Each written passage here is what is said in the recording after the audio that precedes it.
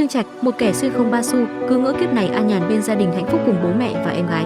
Nào ngờ, ma quật giáng lâm, quái vật kinh dị xuất hiện khắp nơi, chúng tàn sát và phá hủy mọi thứ khi chúng đi qua. Cha mẹ hắn cũng không thể thoát khỏi và bỏ mạng. Để cứu thế giới sắp bị tuyệt diệt này, nhân loại ồ ạt đưa mình vào ma vực, nhưng cũng từ đó con người thức tỉnh hệ thống thiên phú bá đạo trên từng hạt gạo như trong mơ để phản kháng quái vật. Nhưng giờ đây Trương Trạch gánh trên vai trách nhiệm bảo vệ và kiếm sống để nuôi em gái. Hắn quyết tâm vào ma vực tìm sức mạnh, nhưng bụp, khói bay túi bụi, khiến hắn và tinh linh ngơ ngác bật ngửa. Hắn như thằng trẻ trâu mè nhau thì dưng hệ thống thông báo bạn thành công thức tỉnh thiên phú SSS trường hoán thuật. Với thiên phú này hắn chỉ cần giết quái là thu phục được nó và chúng có thể thăng cấp cùng chủ nhân. Chỉ cần giết quái, hắn có thể thu phục và nâng cấp chúng. Với mưu hành kế bẩn, Trương Trạch dụ quái đến vùng an toàn để trụ bảo vệ hạ boss và hắn chỉ cần nằm chơi rơi nước để thu phục chúng. Đúng là một tay chơi thứ thiệt, hắn cười phở lớ.